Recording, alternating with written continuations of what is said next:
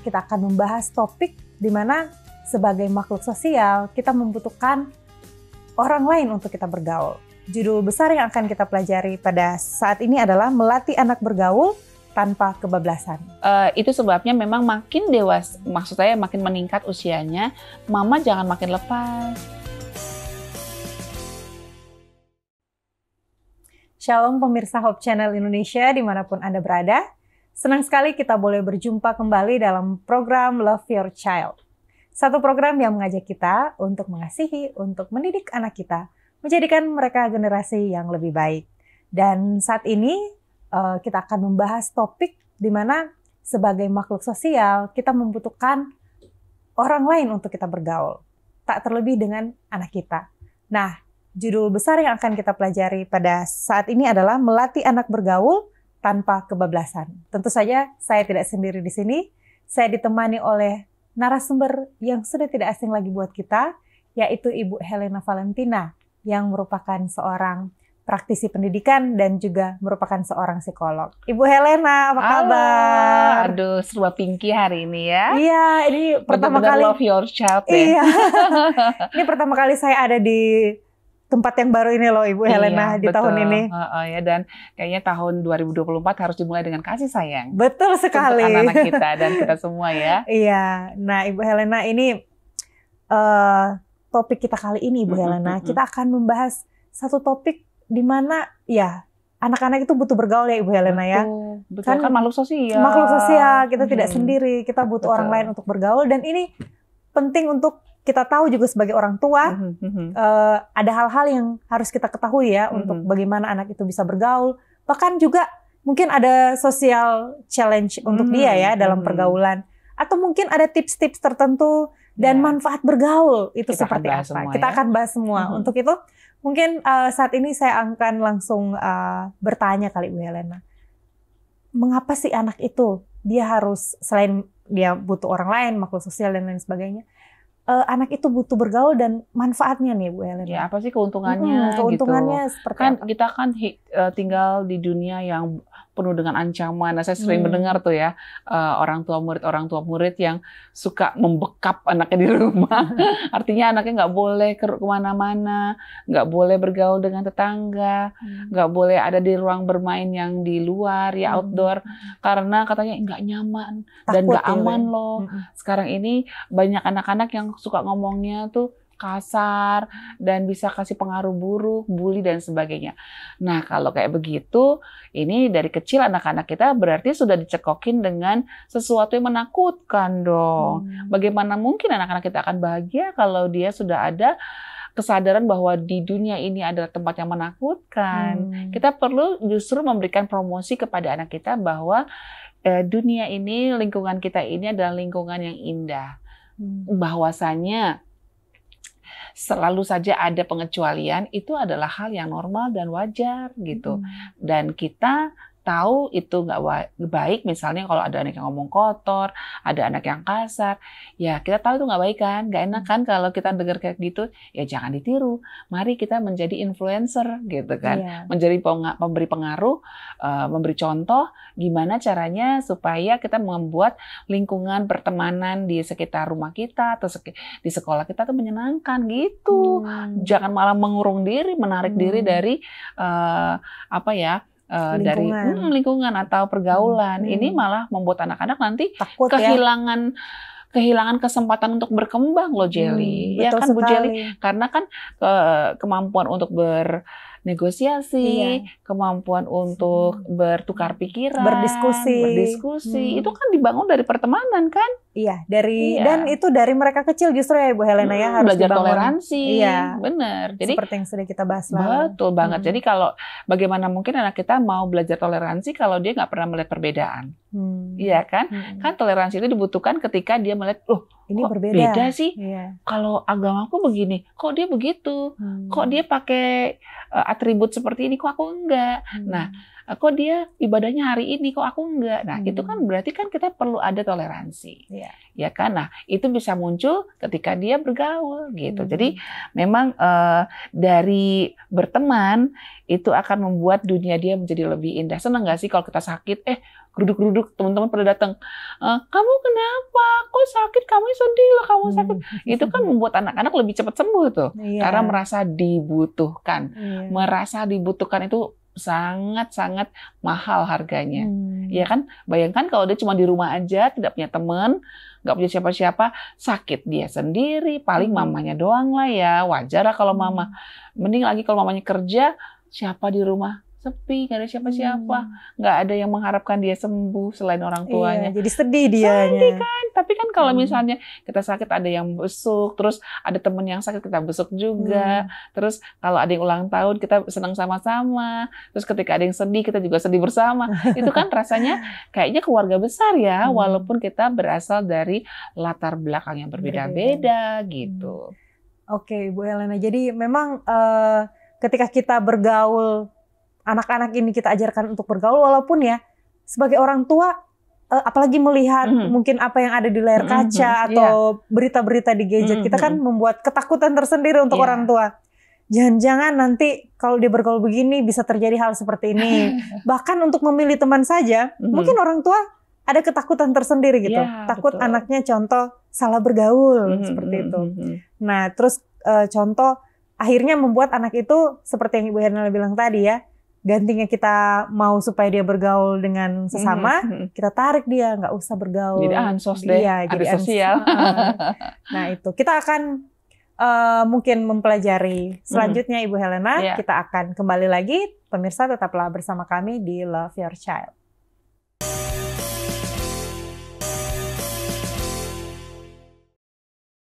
Pemirsa, Anda masih bersama kami dalam Love Your Child, dan kita masih membahas tentang bagaimana kita melatih anak kita untuk bergaul tanpa kebablasan. Nah, Ibu Helena, tentu saja kita mau anak kita itu pintar bergaul ya, karena itu merupakan keterampilan yang sosial sangat dibutuhkan. Iya, apalagi dewasa sampai ini. Dewasa, betul. Nah, tapi mungkin ada anak tuh yang nggak suka bergaul, Ibu Helena. Apakah ada, kalau istilah anak zaman sekarang nih, zaman now, introvert. Saya kan orangnya introvert banget nih, saya nggak bisa untuk keluar, mending saya di rumah menghabiskan waktu di rumah. Nah, dan itu bisa mengakibatkan anak itu dia dari sekarang ini tidak bisa melatih dirinya untuk bergaul secara luas, contoh. Nah, dengan nyaman ya. Dengan nyaman. Nah, padahal ini kan merupakan keterampilan yang seharusnya kita miliki, penting untuk bergaul, untuk masa depan kita dan lain sebagainya. Kira-kira gimana nih Bu Helena untuk anak-anak yang seperti ini? Iya, jadi biasanya tuh kupu-kupu terbang sewarna ya. Jadi kalau misalnya kupu-kupunya warna pink, berkaitan dengan background kita, jadi biasanya dia kan cari dengan terbang bersama dengan kupu-kupu yang warnanya cerah juga. Nah, kalau kupu-kupu yang warnanya gelap gitu, dia juga akan terbang bersama dengan kupu-kupu yang warna gelap juga gitu. Jadi kalau kita ingin anak kita bisa punya lingkungan bermain, lingkungan pertemanan, persahabatan yang membuat dia nyaman, ya biasakan juga dari sekarang kita coba pikirkan apakah anak kita punya hobi tertentu. Nah, kalau nggak ada, coba tanya, apa yang kamu suka lakukan? Apakah suka main musik, atau suka nari, atau suka olahraga apa ya yang kamu suka? Nah, kembangkan itu. Nah, pada saat kembangkan, misalnya kan kalau dia suka main main sepatu roda kah, atau suka main voli, sepeda gitu. Nah, kan nanti di klub itu kan dia kan ketemu teman. Dan ketika dia bermain bersama orang yang minatnya sama, nyaman banget. Iya, betul. Itu bisa sehari semalam nggak pulang-pulang itu. Nggak berasa waktunya karena mengerjakan hal yang kita sukai ya, Bu Helena. Betul. Kalau dia sukanya mungkin bersepeda, wah itu mungkin dia bisa ada jadwal seminggu sekali dia mau sepedahan kemana gitu kan. Nah, dengan sendirinya dia akan kumpul dengan orang-orang yang mungkin punya minat yang sama atau karakternya hampir sama. Misalnya orang yang suka mungkin karakternya tuh suka ngobrol ya, suka suka ya bercerita panjang lebar. Nah, itu kalau ketemu sama orang yang sejenis, wah seneng banget tuh. Tapi kalau orang yang memang sukanya mungkin suka jalan-jalan, tidak terlalu banyak bicara, tapi banyak beraktivitas explore. Nah, itu bareng-bareng mungkin keluar kota kemana dia akan nyaman banget. Jadi coba kenali anak kita, dia sukanya apa sih, minatnya apa, ayo kembangkan hobinya. Mungkin dilesin barangkali atau dimasukin klub tertentu sehingga dia akan ketemu dengan orang-orang yang kurang lebih sama minatnya gitu. Lalu juga perlu juga mengajak anak kita berdialog. Jadi kalau pas ngomong mungkin jangan potong omongan. Terus kalau orang bercanda jangan dimasukin ke hati, jangan terlalu baper. Oh, itu mungkin maksudnya adalah untuk supaya ketawa-ketawa misalnya gitu kan. Jadi anak itu dilatih untuk bisa siap dan mengungkapkan emosinya mengungkapkan perasaannya, pikirannya tanpa harus menyakiti orang lain gitu kan, tanpa harus marah-marah kalau dia mungkin tersinggung gitu ya. Bisa aja kan ngomong kalau dia kesenggol, kok aku disenggol? Kita ajarin sama dia, nak, kamu kalau kesenggol nggak usah teriak-teriak. Apaan sih kamu? Nggak usah harus begitu. Coba pakai nada rendah aja. Aku sakit loh kena senggol kamu. Kenapa? Kok aku disenggol? Oh maaf ya, nggak sengaja. Ya sudah, udah maaf-maafan kan, selesai. Gitu. Jadi tidak perlu jadi harus bermusuhan gara-gara kesenggol doang gitu kan. Nah, tapi kalau anak-anak korban pandemi ini memang saya lihat ya agak beda ya, agak beda budayanya. Yang masih balitanya di masa pandemi kemarin tuh saya perhatikan pendiam, terus nggak terlalu suka bertemu dengan orang banyak. Saya perhatikan tuh beberapa anak seperti itu gitu. Ya mungkin nggak semua sih, tapi cukup banyak yang saya perhatikan begitu. Nah, itu mungkin kita perlu ekstra lah untuk membantu dia. Ya mungkin dari hal-hal yang biasa dulu deh, jalan-jalan pagi-pagi gitu loh Bu Jelly. Iya betul. Bu Jelly suka jalan pagi kan? Suka. Keliling komplek kan. Kalau hari Minggu. Nah, itu ya hari sama anak-anak mungkin kita bisa ajak keliling-keliling di kompleks lalu bilang selamat pagi Bu, selamat pagi atau selamat sore Pak. Ayo nak bilang apa? Selamat sore Om, selamat sore. Nah itu dulu aja latihan menyapa. Nah kan pada saat menyapa biasanya orang yang disapa kan senyum kan. Nah ketika dia senyum membalas sapaan kita bilang selamat pagi. Oh selamat pagi Bu, selamat pagi nak, sama anak kita misalnya. Nanti kan dia kan ngerasa enak ya. Ternyata waktu saya menyapa, sopan, kita akan mendapatkan senyum. Mana ada orang yang nggak suka dikasih senyum? Mana ada, ya kan Bu Jelly? Iya, betul sekali. Nah, itu dia. Jadi, nah itu akan diulang sama dia. Besok-besok dia akan dengan sendirinya, halo Om, selamat pagi Tante, selamat pagi Bu. Jadi kebiasaan dia justru ya, lambat laun. Pelan-pelan dia akan merasa bahwa berinteraksi sosial itu menyenangkan ya. Nah, seperti itu. Kemudian, ya kalau kita dapat undangan pesta pernikahan biasanya kan ya, Bu Jelly diajak nggak anaknya? Diajak sih. Karena banyak orang yang nggak mau ajak loh Bu Jelly. Iya. Karena kata ngerepotin. Iya. Kalau yang besar aku ajak biasanya. Kalau yang kecil pernah nggak diajak, tapi kebanyakan diajak. Iya, bagus itu. Tapi banyak juga orang tua yang ditinggalin anaknya karena apa? Rese, nanti kalau di tempat pesta kadang-kadang suka lari di sini. Padahal sebenarnya itu adalah bahan pelajaran. Nah, kalau di tempat pesta, pantang lo lari-lari. Nah, kenapa? Ini kan benda gelas-gelas. Nanti kesenggol jatuh, pecah. Kasihan dong yang punya pesta. Nah, dia belajar ya dari lingkungan itu. Bagaimana dia bisa tahu kalau dia tidak pernah diikutsertakan dalam kondisi. Nanti orang nggak suka, bener dong, dia nggak mau nurut sama kita misalnya, terus krompiang, pecah kan? Terus ada orang bilang, anak siapa sih ini? Gitu kan, sakit kan hatinya, tuh, mama, aku dimarahin dimarahin itu bagian dari konsekuensi apa yang dia lakukan. Natural. Nah itu perlu dialami. Oh ketika jatuhin gelas karena lari-lari, akhirnya ada dia dimarahin, saya jadi menangis seperti itu dan malu gitu kan. Oh jadi pelajaran besok-besok tidak mau lari-lari lagi lah. Tapi kalau nggak pernah ada pengalaman itu bagaimana Bu Jelly? Iya. Dia kan tidak, untuk seorang anak kecil dia kan nggak mungkin belajar dari teori ya Bu Helena. Seperti kita mengkuliahkan dia gitu. Syarat-syarat ke pesta. Tidak bisa jatuh. Padahal dia tidak pernah ke pesta. Betul, gitu. Jadi memang harus praktek. Iya, harus praktek. Jadi sebenarnya tempat ke pesta atau berkunjung ke pertemuan sosial itu adalah sarana yang bagus sekali untuk melatih anak-anak kita berteman, bersosialisasi, berinteraksi dengan orang lain. Oke, pemirsa, ini adalah hal yang sangat penting untuk kita ketahui dan diingatkan juga kepada kita semua. Untuk itu kita masih tetap akan membahasnya. Tetaplah bersama kami di Love Your Child.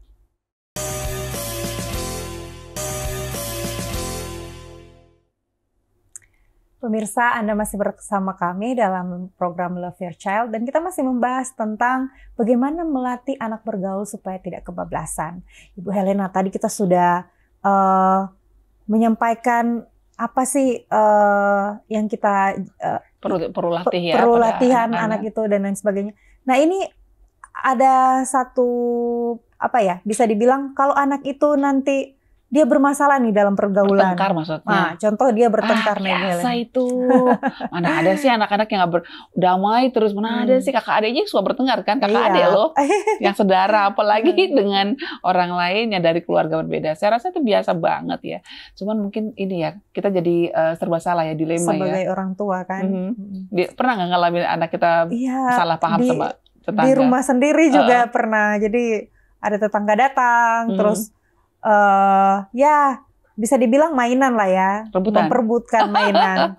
Di saat yang bersamaan dia keras, anak saya juga keras dan mereka berantem gitu.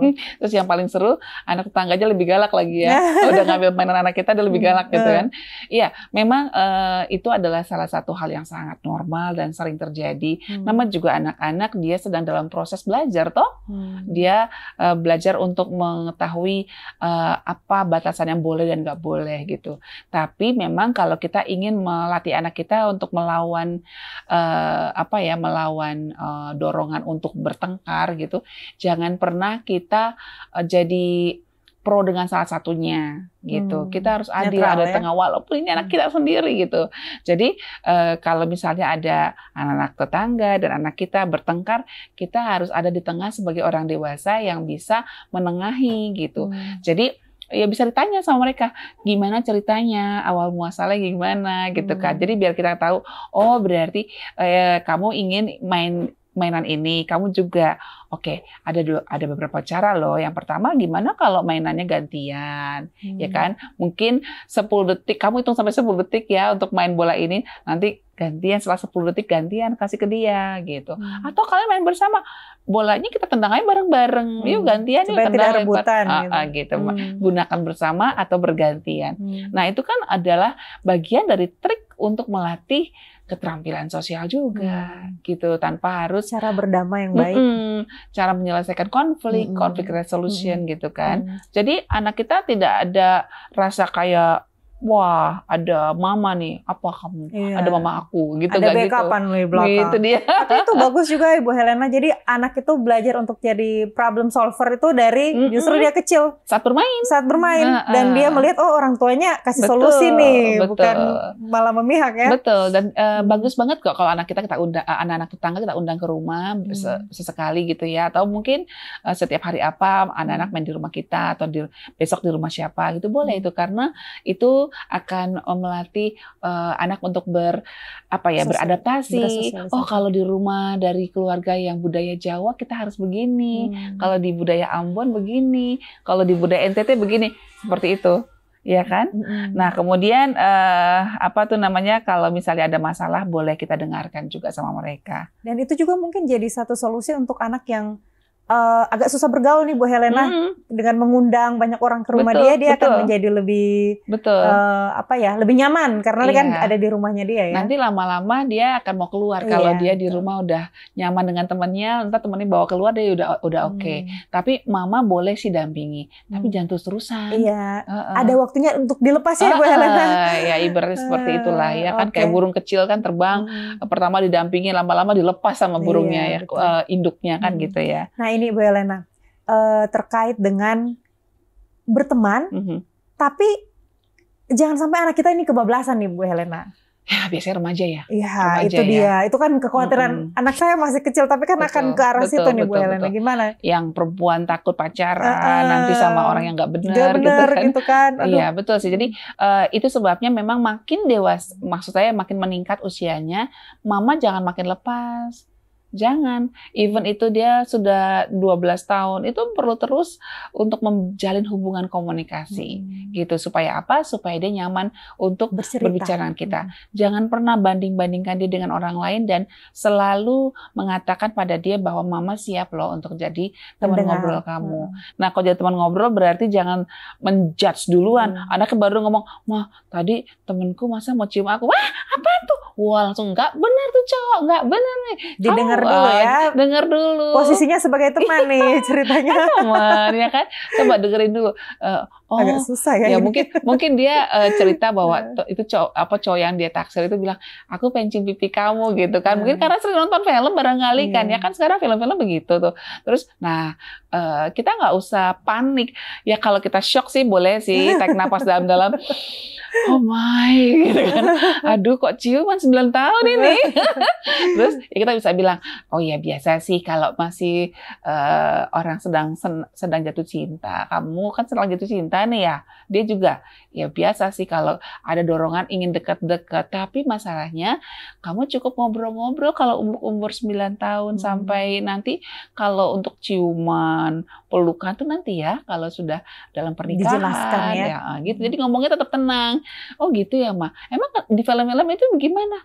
Gitu kan tidak sesuai dengan iman kita, Nak, gitu kan. Kitab suci kita kan mengajarkan seperti ini. Nah, kalau ngomongnya dengan cara yang tenang tanpa menyalahkan, dia akan ngerasa terinspirasi. Oh gitu ya, tubuh kita kan adalah bait suci, harus dijaga kesuciannya ya, Nak ya, gitu. Ada part-part tertentu yang kita harus jaga, contoh tidak bisa terus diingatkan bahwa mungkin boleh kamu, nanti kalau dia minta cium gimana? Bilang aja, boleh cium tangannya sendiri dulu aja deh, gitu. Ya kan? Tapi kalau cium kamu belum saatnya. Nanti ada saatnya kalau sudah menikah ya, sabar. Nggak boleh. Kalau orang nggak sabaran nanti gimana itu masa jadi suami nggak sabaran gitu. Jadi terus yang kedua mungkin takut juga temannya ikut ngerokok gitu kan. Nah itu deh Bu Helena. Itu kan. Nah, jadi memang dari awal kita sudah tahu anak kita sudah makin gede nih. Ya kita kasih tahu rambu-rambunya bahwa mama punya harapan loh. Kalau kamu itu jadi influencer, jadi pemberi pengaruh, bukan malah jadi ekor. Terpengaruh ya. Ingatkan dia bahwa Tuhan seneng loh kalau kita tuh menjadi membawa berkat buat orang lain yang nggak tahu bahwa rokok itu berbahaya, jadi tahu deh dari kamu. Tapi ngomongnya tidak menjudge ya, Nak. Gitu. Misalnya kalau ada yang merokok, "Bro, hati-hati bro, sayang paru-paru kita bro, kan katanya mau jadi pemain bola bro," gitu kan misalnya. Jadi kan orang nggak dihakimi gitu kan. Jadi bukan malah kamu, Nak, yang ikut-ikutan. Biasanya anak-anak tuh kalau udah dibilang, "Ya kamu cemen," langsung panas. "Kamu nggak usah panas ya, Nak ya," gitu. Jadi dibekali, ibaratnya ini kita sebagai coach, nih anak kita mau masuk ke gelanggang pertandingan, ketemu sama teman-teman yang dari berbagai diisi lah dari rumah. Seperti itu. Jadi sekali lagi komunikasi dengan anak-anak kita sangat penting ya Bapak Ibu, supaya anak-anak ini sudah punya satu pola pikir yang tertanam tentang do and done-nya dalam pergaulan ini. Mana yang boleh, mana yang nggak boleh, tapi kita tidak dengan kerangkeng pagar yang luar biasa. Sampai gitu. membuat dia tertekan, malah dia mau menerobos itu kalau terlalu tertekan. Iya kan? Karakter, kenapa tuh rambutnya? Kok miring-miring? Jangan teman-teman dia, gitu. Jangan gitu juga. Karena siapa tahu rambut kayak begitu karena dia punya alasan tertentu kan. Yang baik kita nggak tahu loh. Cobalah ditanya. Jadi jangan langsung menjudge tidak baik kalau kita belum mengujinya seperti itu. Itulah pentingnya pembekalan ya Bu Helena. Beri contoh. Beri contoh bahwa kita juga menghargai teman-teman kita. Kita sendiri juga bergaul dengan orang banyak. Dan kita juga punya sahabat yang setia sampai sekarang. Kita juga setia pada teman kita. Itu akan dilihat oleh anak-anak. Oh, setia pada teman itu menyenangkan ya, gitu. Enak ya mama, papa punya sahabat gini-gini sampai tua gitu. Oke, Bu Helena, itu jadi salah satu yang paling penting di sini adalah komunikasi dengan anak. Yes. Jangan membiarkan mereka dilepas begitu mereka sudah menginjak usia remaja. Bahkan kita gantinya melepas, kita lebih memegang mereka tetapi dengan cara seperti Ibu Helena bilang tadi, menjadi sahabat mereka. Supaya kita adalah orang yang pertama mereka percaya nih. Kalau ada sesuatu saya cari mama. Kalau ada sesuatu saya cari papa gitu. Nah, kita sudah membahas begitu mendalam ya Ibu Helena tentang persahabatan agar supaya anak-anak juga bisa bergaul tanpa kebablasan. Tanpa kebablasan di akhir tadi ya. Dan mungkin Ibu Helena ada closing statement? Iya, kita perlu mengajarkan kepada anak-anak kita bahwa kita jangan sampai masuk dalam pergaulan yang buruk. Kita perlu mengajar anak-anak kita untuk memilih persahabatan yang baik agar ia pun ikut bertumbuh bersama dengan sahabat-sahabatnya untuk kemuliaan nama Tuhan. Terima kasih Bu Helena, terima kasih juga untuk para pemirsa yang sudah menyaksikan Love Your Child episode kali ini. Kita akan ketemu lagi di dalam program Love Your Child berikutnya. Tetaplah bersama kami di Hope Channel Indonesia dan Tuhan memberkati.